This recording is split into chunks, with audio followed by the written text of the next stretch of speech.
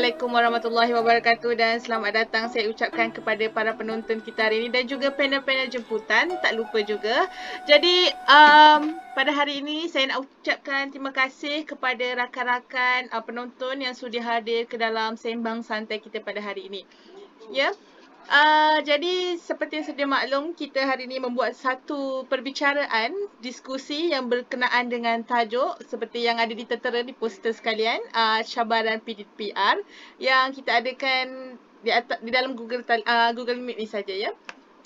Jadi berkenaan dengan topik kita pada hari ini, sebelum kita pergi lebih jauh pergi lebih jauh berkenaan dengan tajuk kita ni, elok sekiranya saya menceritakan tentang apa tu PDPR kan. Orang selalu sebut PDPR ni apa sebenarnya, okey?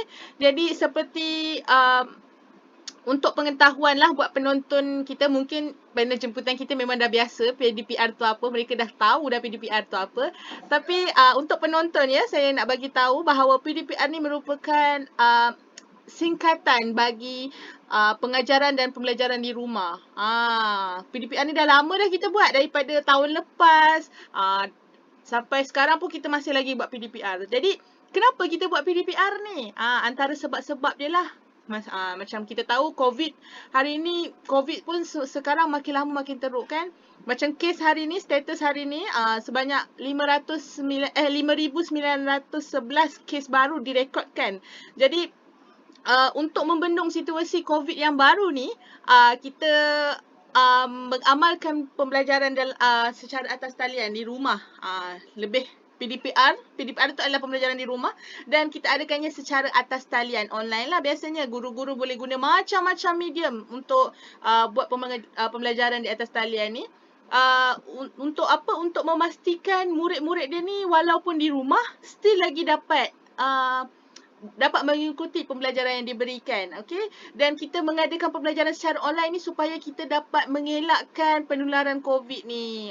Seperti yang kita tahulah, kan hari tu buka sekolah sekejap pun kes banyak. Jadi maka kita kena stopkan dulu buka sekolah tu, kita buat PDPR ni secara online. Okey, dan pastinya bila kita laksanakan PDPR secara online ni banyak masalah, bukan daripada guru saja, daripada ibu bapa, murid tentu sekali ada masalah. Jadi dekat situ kita nak membincangkanlah berkenaan dengan apa masalah-masalah mereka ni, masalah guru, masalah murid, masalah ibu bapa yang hadapi dalam nak buat PDPR ni. Jadi untuk kita berbicara lebih lanjut, di sini kita ada menjemput beberapa orang panel lah. Jadi nak bersembang. Lagi elok lah kalau kita memperkenalkan dulu kita punya panel-panel jemputan. Jadi saya nak memperkenalkan panel jemputan pertama kita, iaitu merupakan seorang guru ya, iaitu Cikgu Nadira. Okey, boleh Cikgu Nadira memperkenalkan diri dahulu? Boleh. Assalamualaikum. Nama saya Cikgu Nadira Wetika Musakar. Okey, saya adalah guru pelatih di sekolah menengah Abdul Rahim, Kudat Sabah. Dia macam di Sabah. Ya betul, di Sabah. Lepas tu saya mengajar untuk meja, saya mengajar multimedia tingkatan 4. Lepas tu untuk minor saya ajar sejarah tingkatan 2. Itu saja. Jadi dah berapa lama ya cikgu mengajar ni? Kalau cikgu mengajar dalam dah nak masuk 4 bulan. 8 minggu. Maka dia nak dekat tamat dah ni saya punya praktikal sebagai guru. Yelah kan, cikgu praktikal dah lah, cikgu praktikal, tapi sekarang ni dia menghadapi masalah PDPR ni ya. Jadi memang bersesuaian lah kita dengan tajuk kita hari ni. Jadi itu dia adalah Cikgu Nadira. Terima kasih Cikgu Nadira. Okey, kita juga ada menjemput seorang lagi guru yang pada saya bolehlah menemankan Cikgu Nadira untuk menjawab persoalan kita pada hari ni berbincang dengan apakah masalah-masalah yang kita ceritakan pada hari ni, iaitu Cikgu Najiha ya. Cikgu, boleh perkenalkan diri Cikgu? Okay, Assalamualaikum warahmatullahi wabarakatuh dan selamat malam semua. Okay, saya harap semua sihat ya. Kita jaga kita kan, stay safe semua. Okay, nama saya Siti Najiha binti Roslan. Okay, saya juga merupakan guru praktikal lah. Guru praktikal di SMK Seri Bemban Jasim Melaka, Malaysia. Okay, subjek yang saya mengajar di sekolah tersebut adalah subjek asas sains komputer bagi tingkatan 1 dengan 2. Dan saya juga untuk subjek minor, saya mengajar untuk subjek matematik bagi tingkatan 2. Oh Okay. ya, itu dia ya. Kita ada cikgu asas sains komputer, cikgu multimedia, cikgu ASK, cikgu maths dan juga cikgu sejarah di sini ya. Jadi Okay.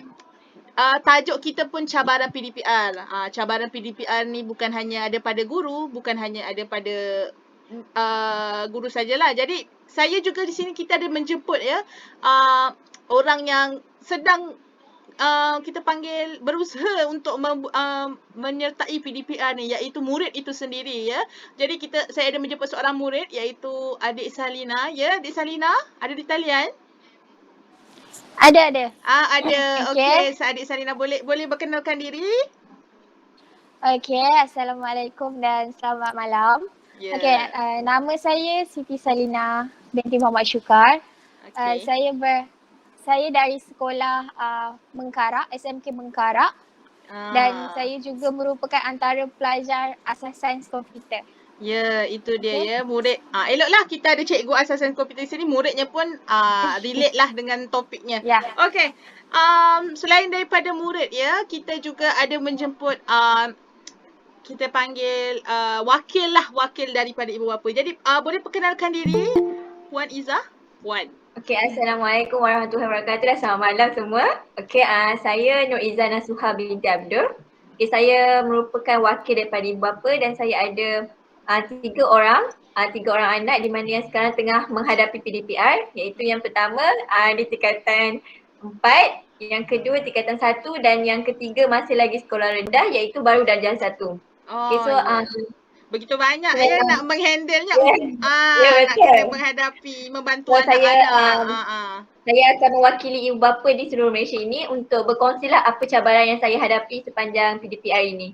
Ya, okey, terima kasih ya Puan Izzah. Jadi penonton, ini adalah kita punya tetamu jemputan lah panel-panel kita, iaitu kita ada guru, wakil guru 2 orang yang merupakan guru pelatih, dan kita juga ada wakil murid yang mengambil mata pelajaran asas sains komputer dan juga seangkatan dengannya lah yang basic-basic, dan kita juga ada wakil daripada ibu bapa. Okey, tanpa kita membuang masa, kita teruskan lagi ya dengan intipati apa yang kita akan bincangkan pada hari ini, iaitu berkenaan dengan cabaran. Jadi saya nak menjemputlah Cikgu Nadira ya. Soalan saya yang pertama, apakah cabaran yang ialah sebagai guru ni kita dengar ada banyak isunya. Saya ada layari di laman sosial semua, ada banyak sangat cikgu-cikgu ni cakap bukan itu saja. Jadi boleh Cikgu Nadira berkongsikan apakah masalah yang anda hadapilah sebagai seorang guru ni. Okey? Okey, boleh. Okey, terima kasih kepada moderator, Encik Syuhada. Okey, antara cabaran yang saya dapat bagi praktikal kali ni sangat mencabarlah. Bukan bagi saya je, bagi semua cikgu. Bukan cikgu pelatih saja, semua cikgu di Malaysia. Sebab kita kita mengajar kali ni dalam bentuk atas talian. Dia dalam PDP dia sangat mencabar. Dia berlainan dengan kalau kita mengajar secara face to face. Okey, apa yang saya dapat dalam mengajar kali ni, cabaran yang saya dapat dalam PDPR kali ni. Yang pertama, mestilah dalam penglibatan murid tu sendiri. Pelibatan murid. Cikgu, berapa ramai murid menyertai menyertai pembelajaran lah setakat ni? Paling kurang, paling ramai. Sebab saya ada juga membuat pembacaan ya. Saya nampak dalam tu ada yang paling kurang seorang murid masuk je. Agak kesian lah dengan cikgu tu yang mengajar. Jadi macam cikgu macam mana, berapa ramai ya? Paling kurang lah yang masuk setakat ni. Okey, kalau pelibatan murid sejarah, saya macam tak buat sangat kelas online sebab saya tahu dia kelas hujung tau. Dia memang banyak dalam 33 orang macam tu. Tapi kalau saya buat kelas online, satu pun tak nak masuk kelas online tu. Ya, betul-betul. Itulah budak-budak ni. Betul. Tapi kalau tingkatan 4 tu, produksi multimedia, subjek produksi multimedia tu, diorang ada 11 orang. 11 orang tu dalam 2-3 orang saja yang rajin untuk masuk Google Meet. So kalau tak buat Google Meet, saya akan buat video pengajaran untuk hantar dekat diorang lah. Begitu. Okey, bagi penglibatan murid ni, salah satu masalah cabaran yang saya hadapi adalah dari segi komunikasi. Untuk berkomunikasi dengan mereka ni sangat susah untuk waktu PDPR ni. Kadang-kadang ada murid yang tak masuk langsung dalam grup WhatsApp tu. So kita tak tahu sama ada dia ada dalam tu ke atau tidak. Bila diorang tak masuk dalam grup WhatsApp tu, itu satu masalah tau untuk kita nak cari budak tu dekat mana kan. Lepas tu mereka ni kadang-kadang saya sebagai cikgu dalam grup WhatsApp tu kadang-kadang syok sendiri. Kenapa saya cakap saya syok sendiri? Sebab kadang-kadang tu bila kita bagi tugasan, kita bagi penerangan, kita bagi aktiviti, kita bagi latihan kat mereka tak nak langsung respon dengan kita. So kita macam jadi tiang kat situ cakap seorang-seorang macam tu. So diorang tak nak berkomunikasi dengan kita sebagai guru. So kat situ kita boleh tahu yang kita ni berinteraksi satu hala saja. Tapi kalau kita dalam PDPC, kita boleh berinteraksi dua hala dengan murid tu dengan lebih rapat. Kalau dekat PDPR ni melalui grup WhatsApp pun kita kadang-kadang dorang tak tahu kenapa dorang tak nak langsung berkomunikasi dengan kita. Lepas tu kadang-kadang tu melalui komunikasi ni kita tahu diorang tak nak masuk diorang tak nak berkomunikasi dengan kita. Lepas tu kehadiran pun kadang-kadang kehadiran tu isi je nama tapi diorang tak nak isi. Padahal senang je isi nama tu, tulis, tarik, copy paste, lepas tu tulis nama Nadira. Senang je tapi diorang tak nak buat. Benda yang simple tu pun diorang tak nak buat. Itu jadi cabaran lah untuk kita. Macam mana kita nak handle, isi nama pun malas. Macam tu. Lepas tu itulah platform yang kita nak mengajar, kita sebagai guru pelatih. Macam Universiti Pendidikan Sultan Idris, saya praktikal, setiap minggu saya kena sediakan satu video pengajaran dan satu RPH untuk hantar dekat pihak penilai usilah. Jadi saya setidak-tidaknya saya kena buat satu Google Meet yang berinteraksi dengan murid. Jadi bila masuk Google Meet tu pun, diorang tak nak masuk. Jadi itu satu masalah lah, satu cabaran untuk saya. Macam mana saya nak buat untuk diorang masuk dalam Google Meet ni? Okey. Kemudian jadi itu adalah cabaran berkenaan dengan pelibatan murid. Jadi yalah murid ni kita pun tahu kadang-kadang dia orang punya degil ni boleh tahan. Tapi jadi apa lagi selain daripada pelibatan murid tu? Apa lagi masalah yang mungkin cikgu hadapi? Okey, apa masalah yang saya hadapi selain tu adalah murid pasif. Kita tahulah dari komunikasi tu kita tahu diorang pasif. Kalau dekat sekolah, kalau dekat kelas kita mengajar, kita boleh tahu murid tu lebih sangat aktif. Macam saya dekat bila ada waktu buka sekolah hari tu, bila saya masuk kelas, diorang automatik cikgu hari ni kita akan belajar apa, cikgu hari ni aktiviti apa. Diorang rasa semangat untuk belajar. Tapi bila dalam PDPR ni semangat diorang hilang. Tak tahulah yang pergi mana semangat diorang tu. Diorang jadi pasif, automatik jadi pasif. Itulah dia pasif satu lagi pasif. Kemudian dari segi penglibatan murid ni, dia menyebabkan hasil pembelajaran. Okey, tahu tak Cik Syuhada apa hasil pembelajaran tu? Tak tahu pula. Kalau yalah mungkin sebab saya bukan dalam bidang ini kan, mungkin cikgu boleh terangkan hasil pembelajaran tu apa ya? Okey, saya akan terangkan Okey, hasil pembelajaran ni macam kita sebagai cikgu, kita kena sediakan RPH, rancangan pembelajaran harian sebelum kita mengajar. Dalam RPH tu kita macam persediaan lah ke? Macam persediaan apa yang kita nak buat, aktiviti apa yang kita nak buat, latihan apa yang kita nak berikan kepada mereka. Lepas tu dalam PH tu mestilah ada hasil pembelajaran. Hasil pembelajaran ni macam objektif lah, objektif yang kita nak capai semasa pembelajaran tu. Kira adakah dia sama macam apa yang akan murid dapat lah macam tu? Betul-betul. Apa yang lepas aktiviti-aktiviti tu, apa yang diorang faham mengenai subtopik tu. Itulah hasil pembelajaran. Jadi bila PDPR ni, bila tak ada komunikasi antara guru dengan murid, murid jadi pasif, diorang tak nak komunikasi dengan kita dalam grup WhatsApp. Jadi itu menyebabkan hasil pembelajaran yang kita buat tu, yang saya buat tu tidak tercapai. Sangat jauh untuk mencapainya. Contohnya hasil pelajaran yang senang bagi saya lah, mengenal pasti jenis audio dalam multimedia lah, mengenal pasti jenis audio. Itu adalah basic, paling basic lah, aras pemikiran yang paling basic. Tapi disebabkan tak ada komunikasi antara murid dengan ni, dia menyebabkan hasil pelajaran tu tidak tercapai. Ya, betul lah tak tercapai lah sebab murid kita pun macam cikgu pun tak boleh nak tengok ya macam mana keadaan murid tu dengan murid. Adakah murid cikgu ada yang langsung tak berinteraksi ataupun kalau ada yang berinteraksi tu adakah mereka buka kamera macam kita sekarang ya? Kalau cikgu pakai Google Meet, adakah dia orang buka kamera dan sebagainya? Dia ikut situasi. Ada juga yang diorang tak boleh nak buka kamera sebab masalah line. Sebab saya kan ada dekat pedalaman, so tidak semua orang boleh buka kamera yang ada line yang kuat. Lepas tu hasil pelajaran ni tidak tercapai juga sebab latihan. Latihan diorang tak nak hantar. Kita paksalah macam mana pun diorang tak nak hantar.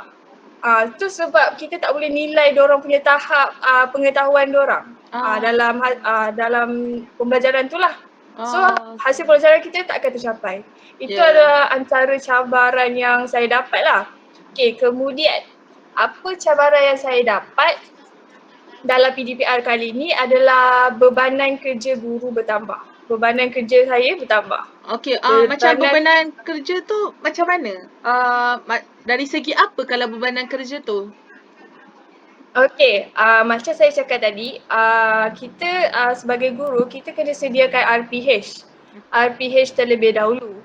Jadi RPH untuk kita sediakan dalam PDPR ni berlainan dengan kalau kita buat PDPC ni sebab PDPR ni kita kena lebih kreatif, kena lebih banyaklah benda aktiviti yang menarik untuk menarik diorang untuk belajar. Sebab kalau kita guna aktiviti yang macam penerangan saja, itu menyebabkan murid tu bosan nak masuk kelas. Mungkin diorang punya pemikiran, alah cikgu ni menerang saja, boring lah kelas ni. So diorang tak nak masuk. So kita sebagai guru ni kita kena buat aktiviti yang kreatif lah, ABM kreatif, alat bantu mengajar yang kreatif. Alat bantu mengajar tu daripada segi apa cikgu? Apa sebenarnya alat bantu mengajar ni? Alat bantu mengajar ni macam dia alat yang kita gunakan untuk kita mengajar lah. Contohnya macam PowerPoint. Kita guna PowerPoint yang menarik. Lepas tu kita guna video untuk dia bantu kita untuk mengajar. Ya. Tapi bila saya buat ABM yang kreatif pun, RPH yang kreatif, diorang tetap tak nak masuk kelas. Saya tak tahu kenapa tapi diorang tetap tak nak masuk kelas. Itu adalah satu cabaran untuk saya. So bila dah buat banyak-banyak begitu pun diorang tak hargai pun, tu jadi beban lah untuk saya. Kita punya hasil kerja tu tidak dihargai begitulah, dilihat oleh murid kita. Jadi ya, betul. Saya juga melihat di laman sosial ya, ada menyertai beberapa di dalam Facebook lah terutamanya. Ada juga bebanan kerja selain daripada menyediakan video, dan saya nampak dekat dalam laman sosial itu juga ada cikgu-cikgu yang begitu kreatif menyediakan bahan-bahan seperti game dan sebagainya. Dan ada juga di situ berkenaan dengan dokumentasi. Jadi adakah ini juga pengisian kira macam dokumentasi ni juga merupakan salah satu masalah yang dihadapi oleh guru semasa PDPR ini? Betul, sebab tidak semua guru boleh buat dokumentasi ni. Jadi dia juga menjadi satu beban untuk kita. Contohnya kalau guru yang lama-lama, guru yang macam veteran, dorang dia kebanyakannya mengajar secara tradisional. Lepas tu bila jadi PDPR, dorang kena belajar balik macam mana nak buat dokumentasi tu. So itu jadi beban juga kepada mereka untuk belajar balik benda yang baru. Lepas tu salah satu beban dia adalah selain beban dia adalah murid tu lah kalau hantar kerja sekolah. Okey, apa pendapat Encik tentang hantar kerja sekolah? Sebab dia jadi beban kepada saya. Mungkin saya tak pasti, mungkin sebab saya pun tak pernah mengalaminya. Jadi kalau kerja sekolah murid tu mungkin mereka menghantar, bagaimana mereka menghantar biasanya cikgu? Melalui WhatsApp ke atau macam mana? Okey, dia selalunya hantar melalui WhatsApp.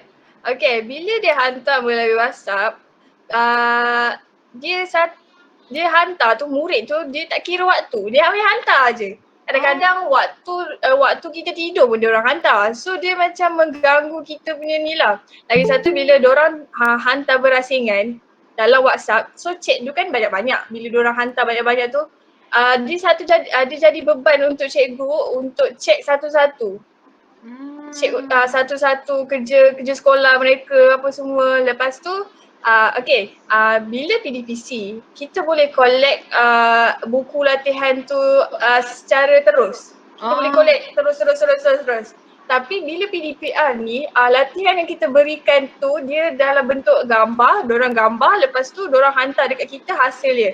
Jadi beban lah untuk kita tick lagi untuk melihat menanda membuat pemeriksaan dan sebagainya. Okey. Sebab kalau kita menanda dorang kurang motivasi untuk buat benda tu. Kalau aku buat pun cikgu bukan dia tengok pun dia punya pemikiran macam tu. Oh okey. Banyak ya, itu antaranya lah yang dihadapi oleh Cikgu Nadira. Jadi terima kasih ya Cikgu Nadira atas perkongsian sebentar tadi. Semasa Cikgu Nadira bercakap tadi ada berkenaan dengan ABM, betul? Jadi mungkin Cikgu Najiha ada nak bercerita apa-apa sikit berkenaan dengan penyediaan ABM ini. Adakah memang ia menjadi satu keperluan untuk disediakan semasa PDPR ini? Boleh Cikgu kongsikan? Okay, terima kasih moderator.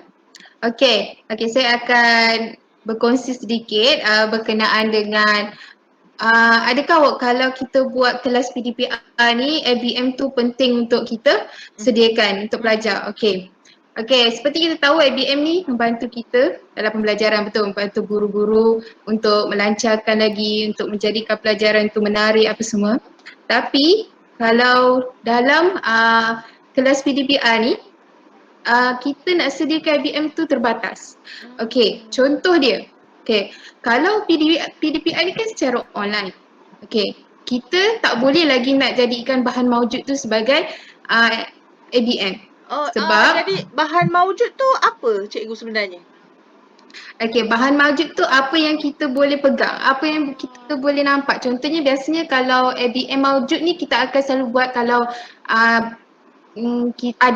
kalau bila dekat sekolah, dekat dalam kelas, kita boleh buat bahan maujud tu sebagai ABM.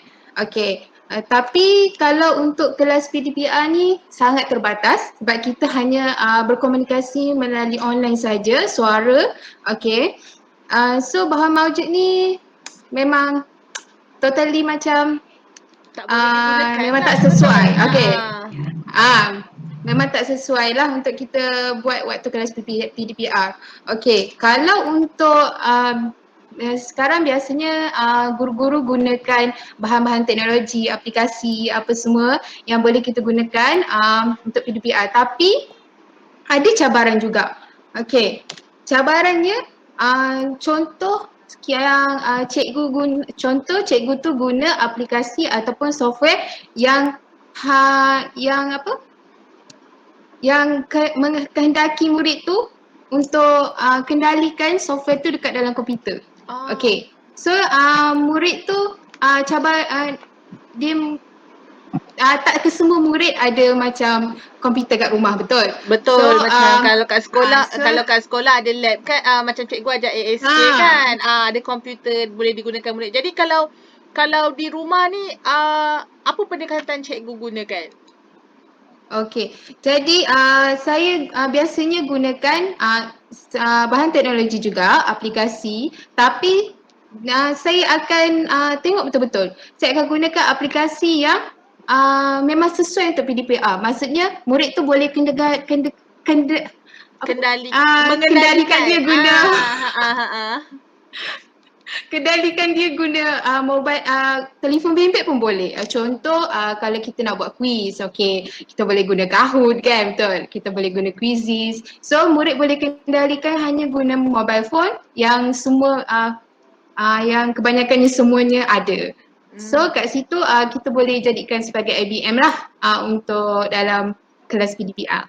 Jadi sebentar tadi cikgu ada cakap mempunyai masalah berkenaan dengan keterbatasan ABM. Kenapa keterbatasan menjadi isu lah? Kenapa ada isu berkenaan dengan tak cukup bahan, tak cukup ABM ni? Kenapa? Tak cukup ABM? Okey, bukan tak cukup ABM. Maksudnya kita guru, kita nak buat alat bantu mengajar ni, kita kena fikir dalam konteks budak tu ada komputer ke tidak, okey, macam mana maksudnya kita kena fikir juga murid-murid tu. So okey. kalau kita buat ABM tapi kita tak boleh laksanakan, tak boleh juga, betul. Betul. Yalah, itulah cabaran dia adalah daripada keterbatasan ABM. Jadi selain daripada masalah keterbatasan ABM, jadi ada masalah lain lagi atau bagaimana? Ada. Saya akan ceritakan satu cabaran saya waktu buat kelas PDPR ni adalah bahagian pengurusan masa. Okey. PDPR ni ada dua. Kita boleh laksanakan di sekolah. Maksudnya kalau sekolah benarkan guru-guru guna internet kat sekolah ke atau kemudahan, ataupun guru-guru boleh buat di rumah masing-masing. Okey, kalau kat sekolah tu kita boleh fokus 100% dekat murid-murid tu kita nak buat PDPR. Tapi kalau kita guru-guru buat PDPR dekat rumah, okey, dia akan terbahagi daripada tanggungjawab sebagai seorang guru dengan tanggungjawab sebagai seorang anak ataupun isteri. Okey. Contoh kalau saya saya akan terbahagi antara tanggungjawab sebagai seorang guru dengan isteri. Okey. Setelah. So kalau sebagai seorang isteri, kalau sebagai seorang isteri kita kita ada terikat dengan tanggungjawab nak basuh rumah, jaga anak. Ya.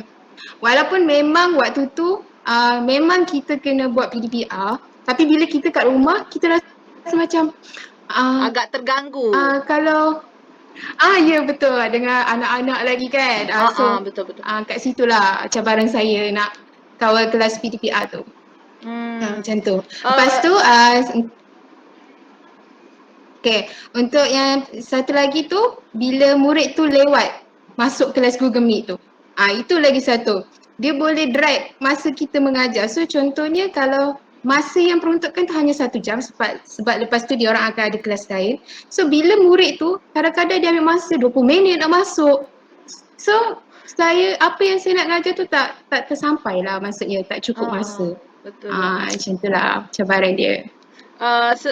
Semasa kita berdiskusi berkenaan dengan ada masa tadi macam Cikgu Nadira ada cakap tadi berkenaan dengan murid hantar kerja di lewat malam. Jadi apa pandangan Cikgu Najihah berkenaan isu inilah, sebab mungkin murid hantar kerja di lewat malam itu dah keluar daripada waktu kerja guru itu sendiri. Jadi bagaimana? Okey, sepatutnya murid ini tak patut pun hantar kerja tengok malam. Lagi-lagi kalau lalu WhatsApp ataupun Telegram. Kalau diorang hantar kerja dekat Google Classroom is okay. Kalau tengah malam ke apa diorang nak hantar is okay. Tapi kalau untuk WhatsApp dan Telegram tak patut. Sebenarnya diorang boleh ambil masa tu dah esok pagi ke hantar macam tu. So kita kena tegur lah murid tu. Kena cakap elok-elok. Ya.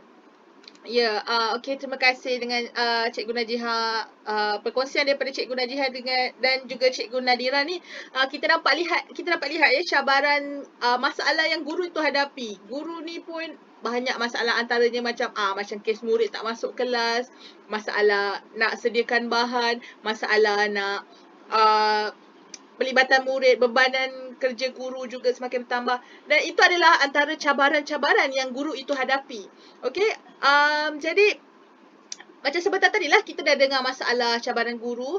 Jadi kita juga sedia maklum bukan guru sahaja yang menghadapi PDPR ni. Jadi orang yang memainkan peranan nak bagi PDPR ini berjalan dengan lancar adalah murid itu sendiri.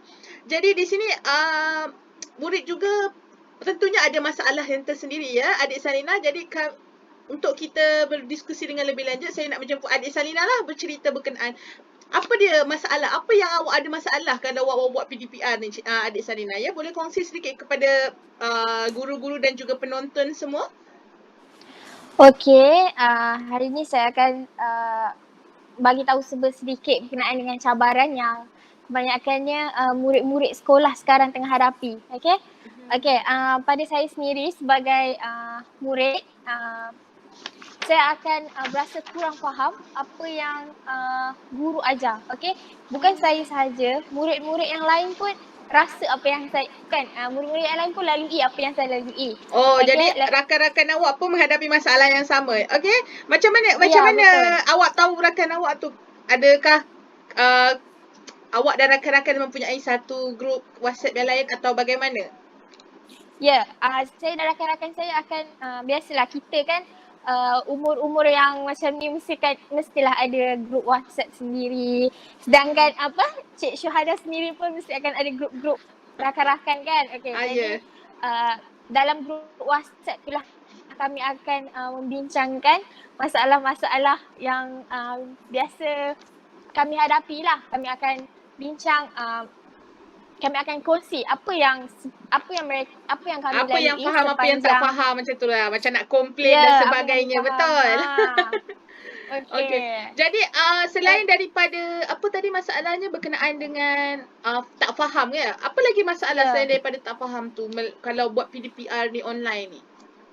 Okey, selain tu ada juga masalah yang mana kan sekarang bila belajar PDPR kami kebanyakannya belajar di rumah. Jadi apabila belajar dekat rumah, kami punya persekitaran kami tu kurang kondusif lah, macam kurang kurang baik lah macam tu. Ya, kurang baik. Macam tak ada privacy lah macam tu. Jadi Adik Selina ada abang atau kakak atau adik-beradik lain yang masih bersekolah? Ada. Oh, jadi ada. Jadi itu agak mengganggu lah. Abang awak ganggu awak lah macam tu. Ya, bukan saja abang semua, abang kakak, tapi ada juga bila ayah akan panggil untuk buat kerja tu, buat kerja ni. Jadi itu adalah pada saya mungkin tu satu gangguan lah bila bila saya gangguan bila mana ayah awak panggil. Ya, jadi bila saya tengah belajar ada gangguan lain. Itulah salah satu gangguan-gangguan lah, sebab bila kita belajar kita perlukan satu ruang yang selesa untuk kita belajar. Betul. Macam tu. Okey. Jadi ada lagi apa-apa tambahan untuk masalah yang awak hadapi? Ada lagi masalah apabila guru hanya memberikan tugas. Dia hanya menyenaraikan tugas di dalam grup. Okey. Kemudian dia hanya bagi latihan tanpa penerangan apa-apa. Guru-guru hanya meminta murid untuk membuat latihan, membaca nota. Jadi pada saya benda tu agak membosankan lah untuk kami membaca saja. Kan? Ya. Jadi bila kami tak faham, kami tak buatlah benda tu macam tu. Itu yang sudahnya tak menghantar tu. Ya, betul. Okey. Lepas tu ada lagi masalahnya,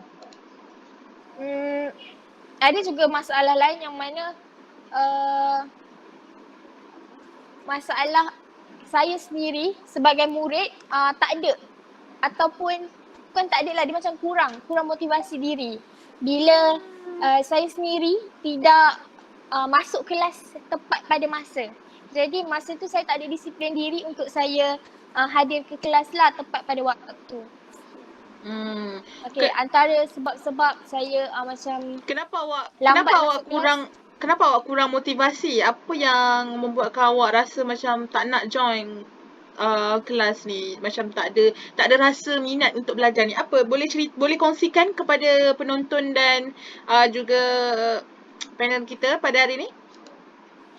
Untuk saya tak minat tu, tak adalah saya tak berminat langsung. Ada juga berminat.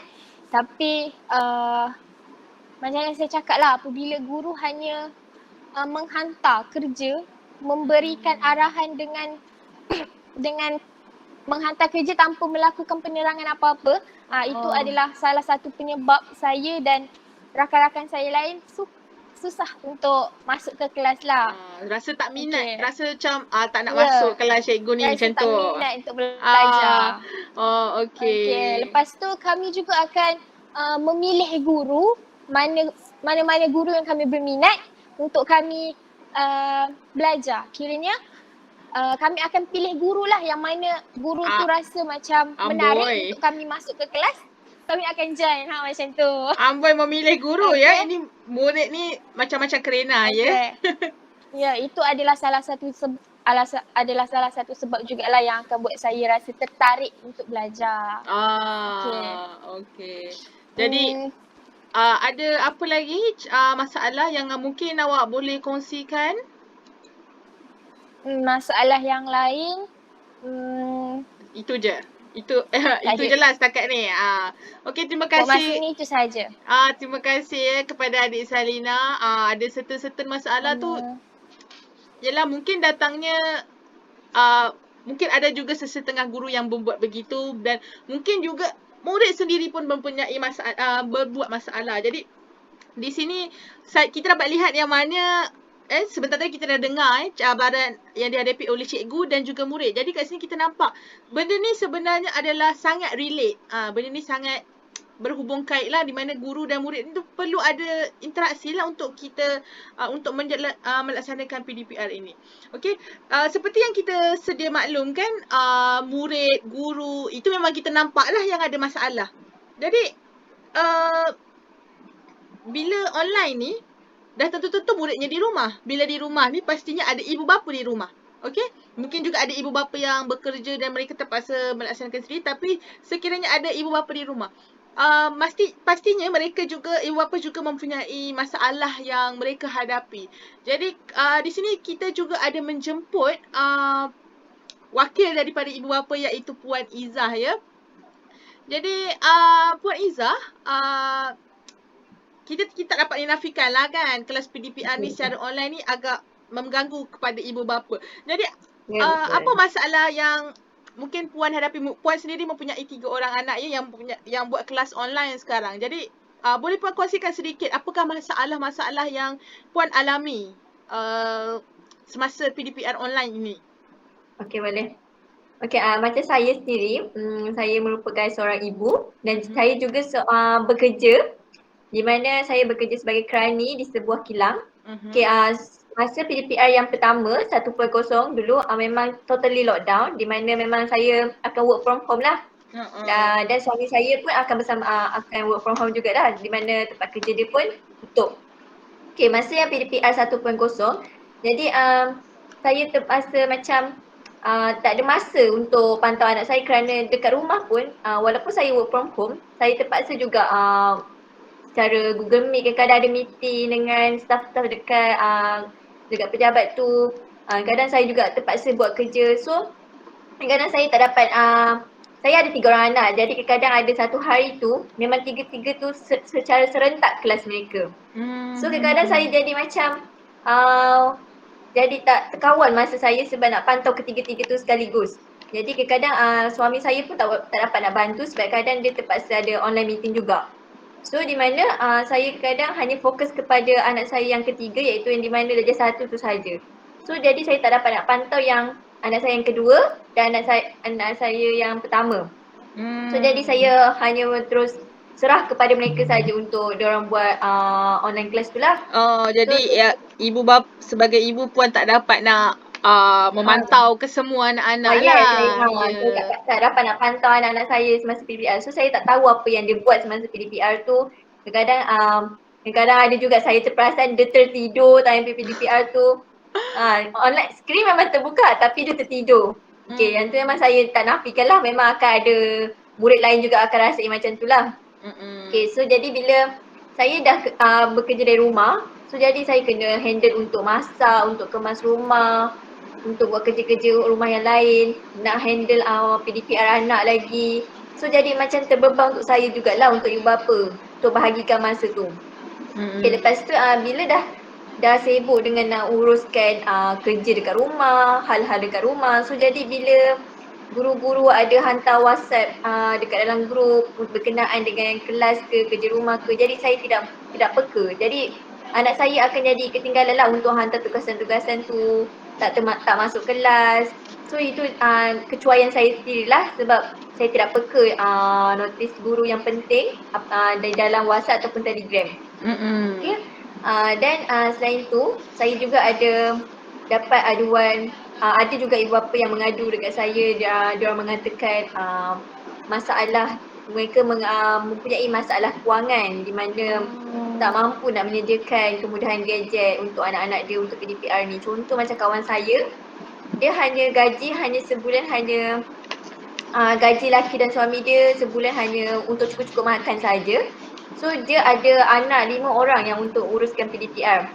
Jadi dia terpaksa anak-anak dia tu terpaksa berkongsilah gadget sebab dia tak mampu untuk belikan gadget yang baru untuk anak dia tu. So dia akan jadi kekangan lah untuk anak dia tu untuk join, terutamanya bila kelas tu secara serentak sebab dia terpaksa berkongsi lah untuk gadget tu. Macam saya juga pada awalnya, saya memang tak belikan lah anak-anak saya gadget. Sebab pada peringkat awal saya rasa macam tak perlu gadget ni untuk mereka. Jadi bila tibanya ada PDPR ni, so saya terpaksa lah berbincang dengan suami macam untuk menguruskan kewangan tu, untuk bahagikan balik untuk belikan laptop, untuk belikan internet, untuk belikan handphone tu supaya ketiga-tiga anak saya ni adalah gadget untuk diorang online class ni. So takkan terganggu lah bila diorang online class ni. So bila diorang dah ada gadget, bila saya dah belikan gadget ni pula, so bila diorang pula masalahnya. Itulah masalahnya. Bila dah habis kelas, saya tengok diorang bukannya terus buat kerja sekolah cikgu bagi. Diorang mulalah nak main game, nak tengok YouTube. Sebab saya pun dah tak ada masa nak pantau kan sebab kena handle anak-anak yang lain tu kan. Mulalah diorang salah gunakan. So tu akan jadi satu beban lah untuk ibu bapa sebab nak kena pantau diorang punya aktiviti seharian apa semua tu kan. Okay, lepas tu pada awalnya juga saya pun tidak faham apa ni PDPR, apa teknik PDPR yang sebenarnya. Sebab pada mulanya saya tak faham apa tu yang akaun delima, yang memang tiap murid kan. Saya pun tak faham apa itu sebenarnya akaun delima.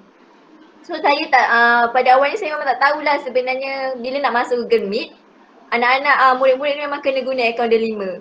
So pada awalnya saya gunalah akaun saya. So ada cikgu lah yang PM dengan saya, dia cakap cikgu maaf puan lepas ni tolong guna akaun delima. So saya macam terpengah-pengah, apa itu akaun delima? Bila saya tanya anak saya, dia orang pun tak tahu, terutamanya yang darjah 1 lah kan. Dia tak tahu. Mungkin darjah 1 tak mengerti apa-apa. Puan juga ada mengatakan kan, anak puan ada yang tingkatan berapa? Ada yang tingkatan 4 dan tingkatan 1. Mungkin yang tingkatan 4, tingkatan 1 tak ada masalah. Dan puan juga ada anak kecil yang tingkatan darjah 1. Tingkatan 4 pun tak ada masalah lah. Cuma kadang-kadang kita kena selalu bertanya dengan dia sebab dia pun kadang-kadang biasalah budak kadang-kadang lupa apa cikgu-cikgu bagi apa semua ni. So masa awalnya tu saya memang tak tahulah apa teknikal, tak faham lah apa teknikal PDPR ni. Lepas tu ada cikgu yang akan buat naik kerja sekolah dekat Google Classroom.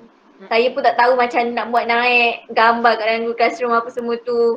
So tu akan jadi masalah kat ibu bapa lah sebab kita kena belajar benda tu. Kita kena, bukan saja murid saja yang kena belajar macam nak guna tu. Ibu bapa pun kena belajar. Jadi so dia puan juga akan mengganggu lah masa saya juga sebab saya nak kena explore benda tu. Dan saya ada banyak kerja lain. Saya kena juga explore benda tu. And then ada mungkin anak puan yang darjah 1 jadi agak darjah 1 banyak ya masih belum boleh membaca dan sebagainya. Jadi adakah anak puan yang darjah 1 juga memberikan cabaran yang besar kepada puan semasa dia melaksanakan PDPR ni? Ya sangat. Yang saya rasa yang baik bagi cabaran kat saya memang darjah 1 ni lah. Sebab dia baru kan, baru nak sebelum ni dia memang dekat tadika memang mostly totally memang cikgu akan bagi perhatian dekat dia sepenuhnya lah. Bila dah naik darjah 1 ni memang kebanyakan guru-guru terutamanya time PDPR ni banyak kena buat sendiri apa semua. So bila ada satu hari tu, saya memang ada sebelah dia lah untuk pantau dia PDPR. Tapi time tu saya terpaksa untuk pantau abang dia lain sebab dia orang satu kelas yang sama. So bila saya tinggalkan dia, saya datang balik tengok dia dah tak ada dah depan komputer. Sebab dia dah mula rasa bosan. So jadi saya macam satu cabaran untuk saya, macam mana saya nak buat cara dia untuk sentiasa fokus depan komputer ni biar dia berduduk untuk faham lah apa yang cikgu ajar. Betul. So sebab tu saya kena sentiasa ada bersama dengan dia je lah. Saya tak boleh nak buat kerja lain. Saya tak boleh nak pantau abang-abang dia lain.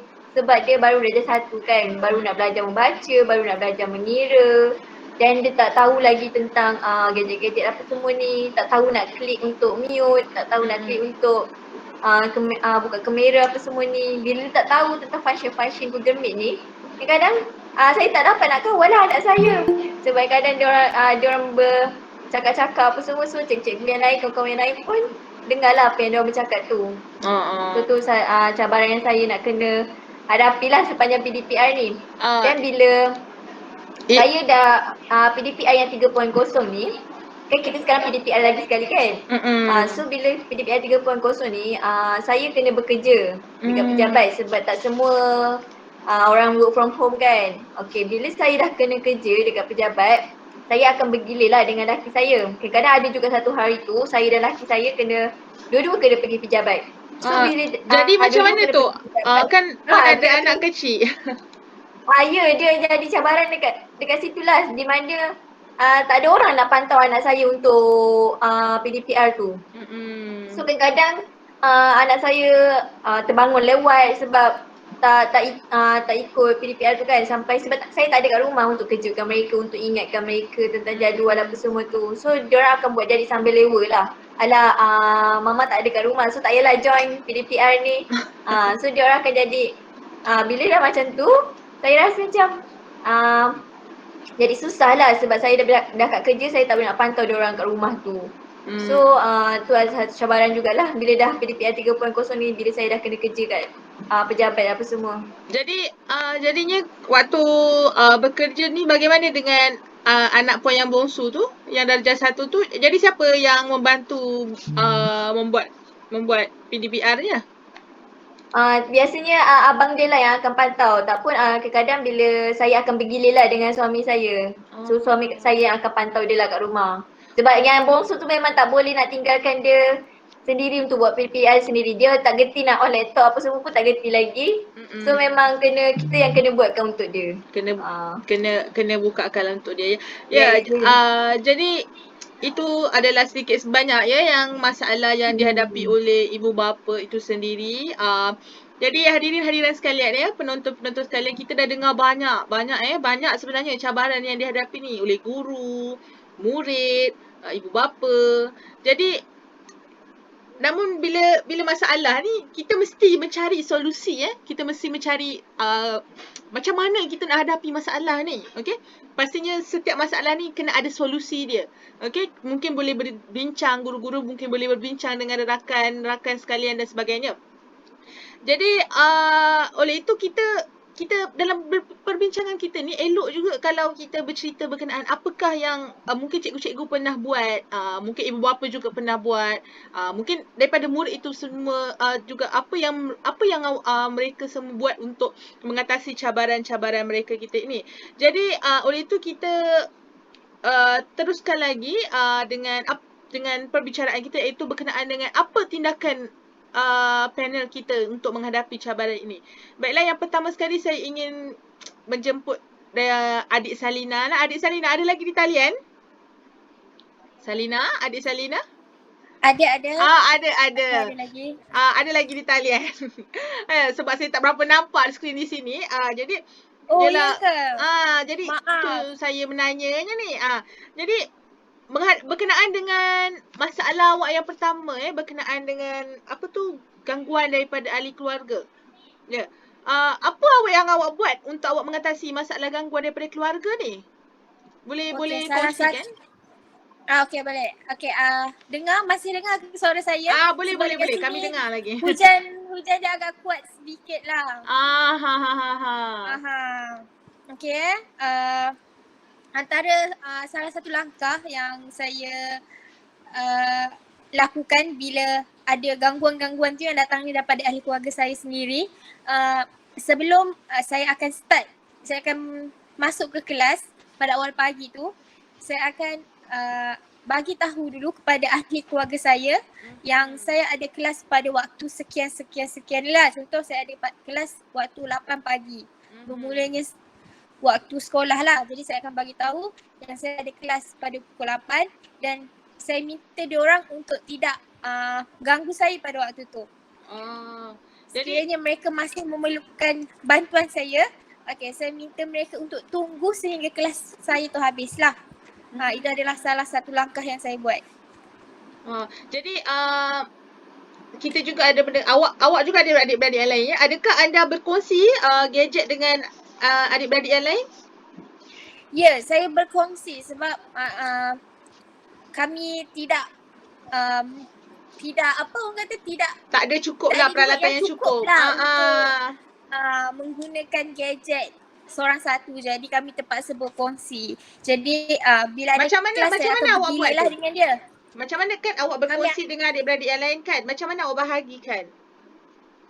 bahagikan? Kami akan bergilir waktu kelas. Kalau macam mana pula kalau ada dua-dua ada kelas yang sama waktu tu? Okey, kalau dulu ada kelas yang sama, kami terpaksa mengalah lah salah satu. Macam tu. Jadi sebab mengalah tu kena bagi tahu cikgu ke atau macam mana, ataupun just kami akan inform dululah dalam kelas, dalam grup WhatsApp grup kelas tu, yang mana saya terpaksa bagi saya punya telefon bimbit kepada adik lah. Sebab kalau untuk dia pula macam mungkin agak sukar lah untuk bagi tahu dia punya guru, dan mungkin guru dia macam susah nak faham ke, itu saya tidak tahulah. Jadi ada apa lagi? Jadi semasa dalam cabaran tadi ada juga yang isu berkenaan dengan kurang faham apa yang guru ajar. Maaf ya, Okey. Saya buka mic. Jadi semasa yalah macam yang murid tu sendiri cakap akan bagi tahu guru ya. Jadi apakah pandangan cikgu Nadirah lah kita buat panggil sini kan. Kalau ada murid yang mengatakan cikgu saya tak dapat join kelas hari ni. Okey, apa yang cikgu boleh buat? Yang cikgu buat bila ada masalah-masalah begini yang daripada murid? Soalan yang bagus. Okey, kalau saya, apa yang saya buat bila murid tu tak dapat masuk untuk kelas online, apa yang saya akan sediakan bila saya tengah buat Google Meet, saya akan rekod dan rakaman rekod tu saya akan bagi dekat grup WhatsApp. Jadi mana pelajar yang tidak boleh masuk ke kelas, diorang akan tengok, belajar melalui video yang saya sediakan. Itu saja. Jadi berkenaan dengan video ya. Itulah ya. Mungkin cikgu-cikgu juga ada pendekatan mereka sendiri. Okey, terima kasih Cikgu Nadirah. Kita berbalik semula kepada Salina ya. Sebab di awal tadi kita ada juga berbincang berkenaan dengan cabaran-cabaran ya. Antara cabaran yang adik Salina hadapi ialah berkenaan dengan kurang faham apa yang cikgu ajar. Jadi apa yang biasa adik Salina buat kalau tak faham apa yang cikgu ajar tu? Okey, selalunya bila saya tak faham apa yang guru ajar, saya akan direct WhatsApp guru tu sendiri untuk saya tanya soalan tu. Tanya soalan yang saya tak faham tu lah. Contoh macam bila saya kadang-kadang saya tu macam takut-takut jugalah nak tanya soalan, sebab saya takut soalan yang saya tanya tu macam tak kena dengan apa yang belajar. Tapi disebabkan mungkin ada juga rasa ingin belajar walaupun macam tak nak belajar kan, tapi saya akan WhatsApp jugalah macam tu, disebabkan oleh kerja-kerja yang dia berikan. Jadi tak nak saya kena belajar, saya akan bertanya juga macam tu. Jadi bila adik Salina bertanya kepada guru, bagaimana, apa yang cikgu adik jawab lah? Kan dia tanya cikgu, saya tak faham ni nak buat macam mana. Apa respon guru tu? Okey, respon yang guru bagi tu pada saya agak bagus. Sebabnya guru tu akan mengajar secara detail. Walaupun dia dah mengajar pada sebelumnya, okey, bila saya tanya tu dia masih ajar secara detail lah. So pada saya benda tu agak bagus apa yang guru tu lakukan. Jadi guru itu memberikan macam tutor kelas lah secara one by one kepada ni. Jadi nampak kat situ setiap masalah pastinya ada solusi. Macam kita nampak adik Salina ni, cabaran-cabaran yang dihadapi semua dia ada buat tindakan. Jadi walau macam mana pun tindakan itu sendiri, macam mana kita nak cope dengan cabaran tu adalah diri kita sendiri. Apa langkah kita kena buat. Okay, jadi terima kasih dengan adik Salina dengan perkongsian daripada adik Salina itu sendiri. Jadi untuk seterusnya kita bertanya, saya ingin bertanyalah dengan Cikgu Najiha ya. Cikgu mengatakan sebelum ni mempunyai masalah berkenaan dengan pengurusan masa ya. Jadi macam mana cikgu cope dengan masalah tu? Apa yang cikgu buat berkenaan dengan masalah pengurusan masa ni? Okey, baiklah. Tadi saya ada bercerita mungkin berkenaan dengan pengurusan masa, iaitu yang pertama saya cerita berkenaan dengan kalau PDPA di rumah macam mana ya. Okey, cara boleh teruskan. Ya, maaf ya, apa ya tadi? Boleh teruskan. Sebab tadi lainnya macam agak mengganggu Okey, saya ada bercerita berkenaan dengan kalau PDPA di rumah kan. Okey. Cabaran PDPA di rumah. Okey, cara penyelesaian kita, okey. Kalau sekolah dia ada macam membenarkan guru-guru untuk buat PDPA di sekolah, lebih baik guru-guru tu manfaatkan kemudahan tu. Sebab dia akan membantu memudahkan kerja guru-guru lebih fokus dengan pengajaran murid-murid. Okey, yang kedua, jika memang sekolah tak benarkan, so bila saya kena buat kat rumah, saya akan bangun lebih awal.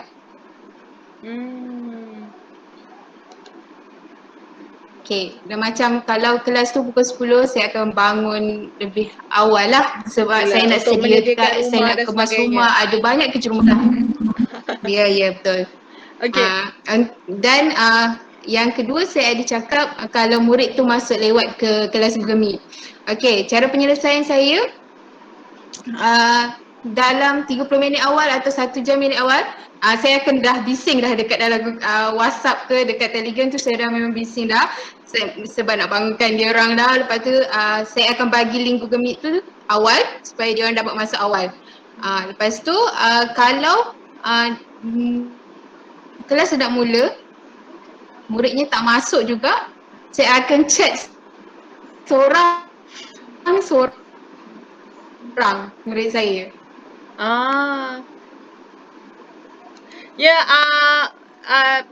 Sampai dia bangun. Kalau dia orang tak reply chat saya akan telefon.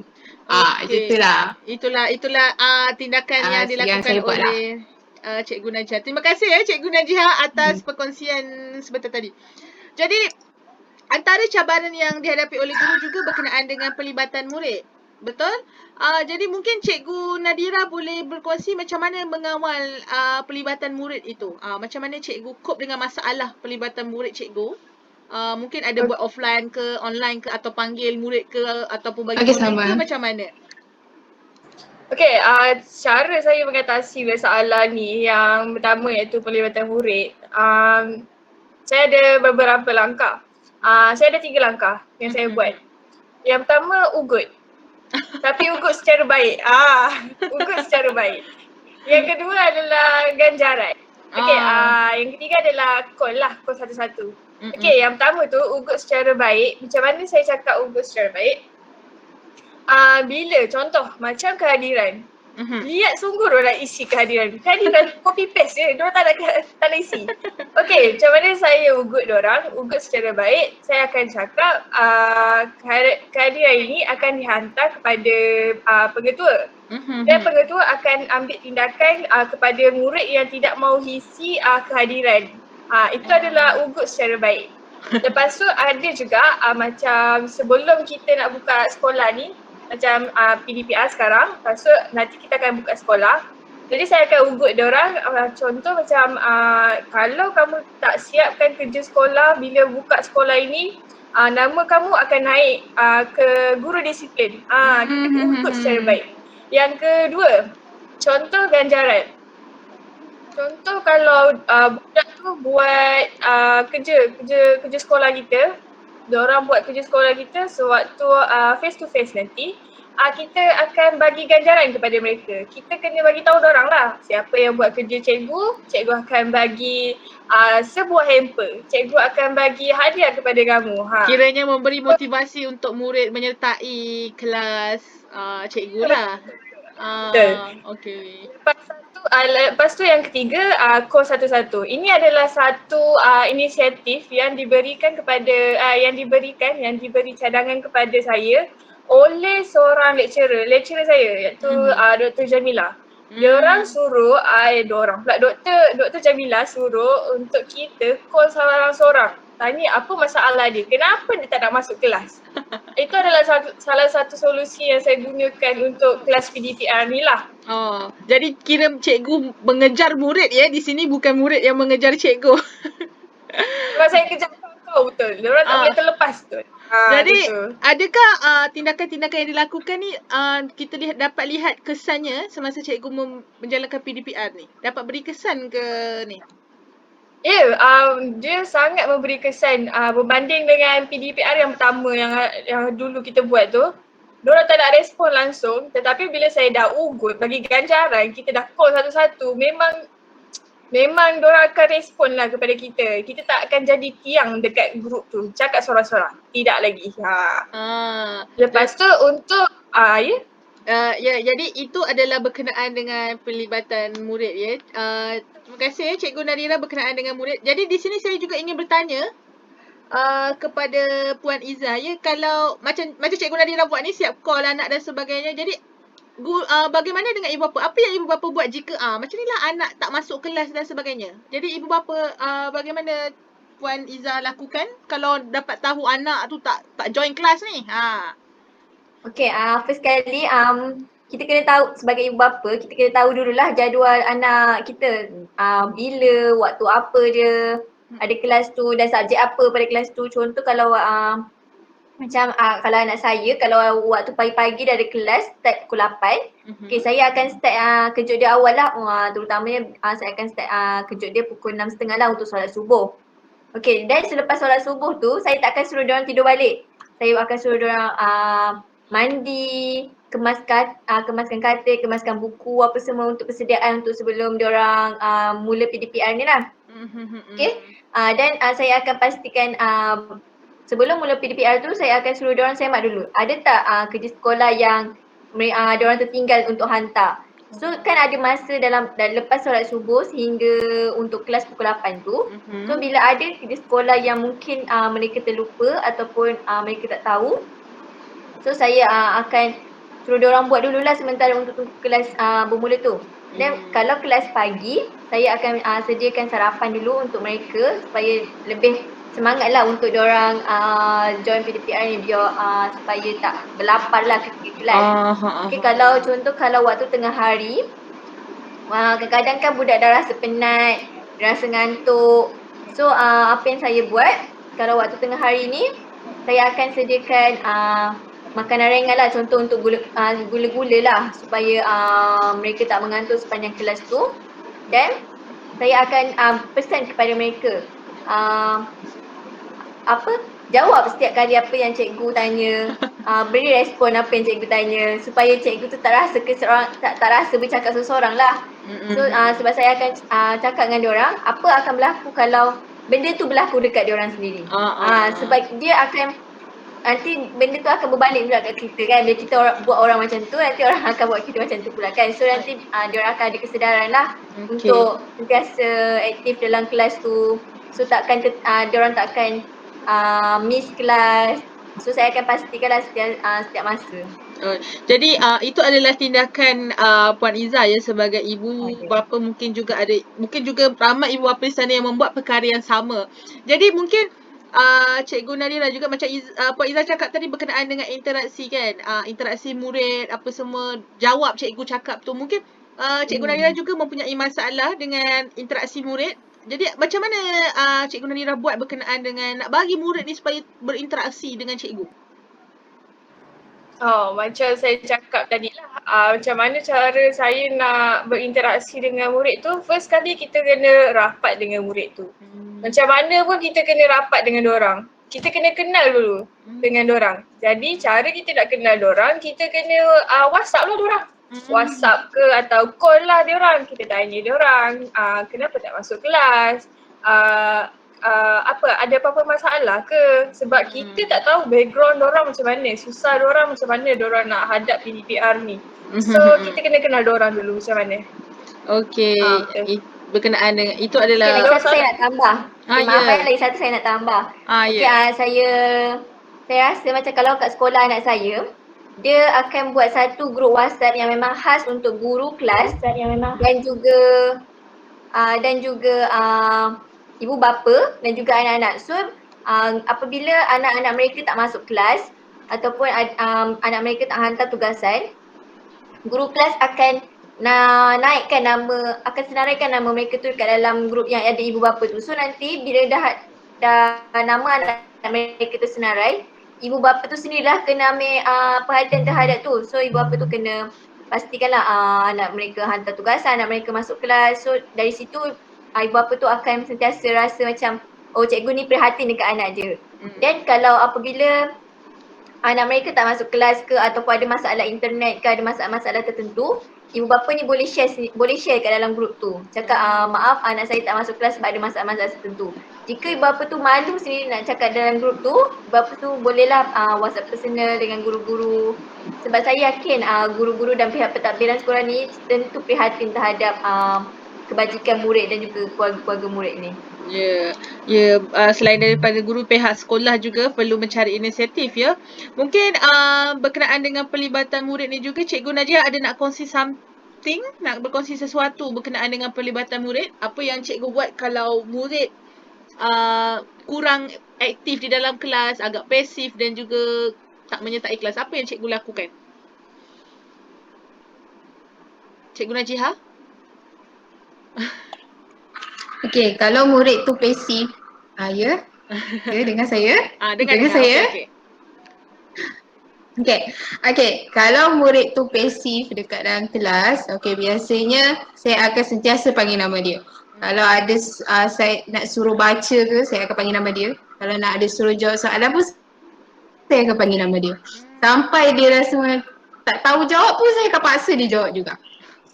Saya nak latih dia untuk bercakap. Lepas tu kalau macam pelajar macam suruh tidur. Apa ya? Maaf saya tak dengar. Kiranya macam sentiasa memberi perhatian lah kepada murid tu. Ya betul. Untuk murid yang pasif tu maksudnya kita beri banyak perhatian pada dia lah supaya dia banyak berkomunikasi. Dan untuk pelajar yang selalu tidur dalam kelas tu, saya akan banyak buat aktiviti kumpulan. Aktiviti kumpulan tu memang kehendaki untuk pelajar tu bergerak. Saya memang selalu banyak buat aktiviti macam tu supaya dia orang cergas kat dalam kelas. Tapi kalau macam online macam ni, bagaimana aktiviti berkumpulan tu dapat dilaksanakan? Saya buat juga aktiviti berkumpulan kalau online, tapi untuk berbincang tu mereka akan berbincang sendiri melalui medium Telegram atau WhatsApp. Saya just bagi dia orang macam Ah, soalan Apa saya boleh tolong. Cikgu Najiha? ataupun apa-apa tugasan, dia orang akan bincang bagi dalam kena bentang. Boleh ulang macam mana cikgu buat tadi kalau berkumpulan? Okey, kalau kalau berkumpulan waktu PDPR ni, okey, saya buat juga, okey, tapi diorang untuk berbincang, diorang akan guna medium Telegram atau WhatsApp sendirilah. Saya just bagi 10 minit untuk diorang bincang, so diorang akan buat tugasan tu apa semua dan selepas tu diorang akan bentang lah dekat waktu kelas Google Meet, macam tu. Jadi cikgu juga menggunakan medium WhatsApp lah untuk berkumpulan. Jadi macam yang cikgu cakap, cikgu ada menggunakan medium kumpulan. Terima kasih ya cikgu. Macam mana pula dengan adik Salina? Adakah cikgu di sekolah anda menggunakan medium yang sama? Kalau berkumpul, ada buat aktiviti berkumpulan ke adik Salina? Tak ada cikgu. Masa ni tak ada. Tak ada. Maaf Cik Syuhada, saya salah sebab ada 2 orang cikgu jadi saya ingat cikgu yang bertanya. Okey. Kalau dekat tempat saya, dia macam More kepada individu. kawasan saya kawasan yang agak pedalaman. Jadi untuk kami ada aktiviti secara berkumpulan ni macam agak susah lah. Sebab kami untuk belajar secara atas talian ni hanya menggunakan Modul WhatsApp sahaja. saja. Jadi Kami begitu. menggunakan WhatsApp. Kami tak ada Google Meet. Okey, jadi mungkin untuk kami lakukan aktiviti berkumpulan tu agak sukar lah. Jadi cikgu adik Salina menggunakan medium lain lah selain daripada aktiviti kumpulan. Jadi terima kasih ya dengan adik Salina. Saya juga mendengar ya sebentar tadi ada berkenaan dengan cabaran cikgu yang cikgu hadapi berkenaan dengan masalah bebanan kerja. Jadi mungkin ada cikgu yang nak berkongsi berkenaan dengan bebanan kerja? Saya boleh kongsi. Okay, untuk bebanan kerja ni, macam contohnya apa yang saya cuba mengatasi masalah ni. Contohnya masalah yang murid bagi latihan melalui WhatsApp. Sebenarnya murid bagi kerja sekolah diorang melalui WhatsApp tu sangat tak okey lah sebab dia tak ni sangat. Dia tak memberi efficient. kesan. Tak efisien. Buka mic dulu. Okey. Apa dia? Tak efisien lah, kurang efisien, kurang memberi kesan.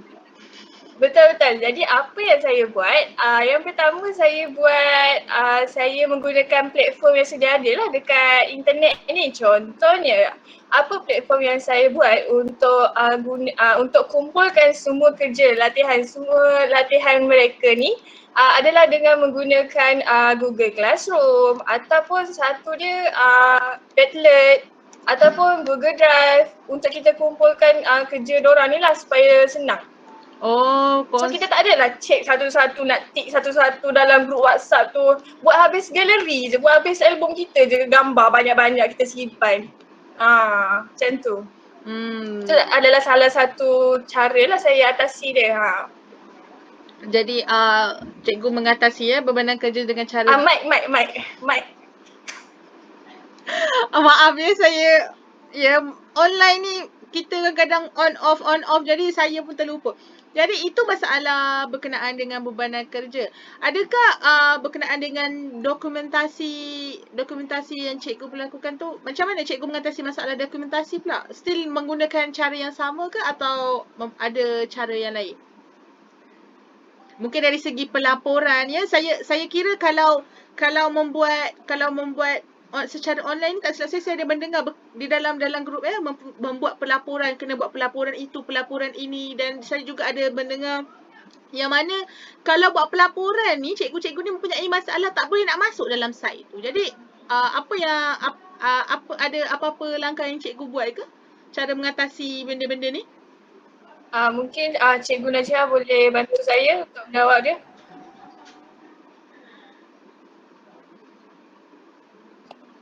Maaf ya, boleh saya tahu soalan tu balik? Tadi lain tak begitu clear. Maaf ya. Okey. Berkenaan dengan dokumentasi kan, saya mendengar di mana cikgu-cikgu ni kena buat pelaporan kalau buat online class ni. Jadi dan semasa buat pelaporan ni kadang-kadang ada masalah yang mana tak boleh nak masuk sistem dan sebagainya. Jadi macam mana cikgu mengatasi masalah bebanan kerja yang nak isi pelaporan ni? Hari-hari nak isi pelaporan ni. Hari-hari ada kelas ni. Macam mana? Okey, okey. Yang betul. Setiap guru kalau buat PDPR tu kena buat laporan. Okey, mengenai kelas PDPR tu. Okey. Bagi saya rasa untuk masalah masuk site apa semua tu saya tak ada masalah. So jadi saya tak dapat nak berkongsi ya berkenaan dengan benda tu, tapi kalau bagi guru-guru yang ada masalah tu kena inform lah secepat yang mungkin kepada pihak sekolah. Jangan tangguh-tangguh sebab laporan tu memang banyak sangat.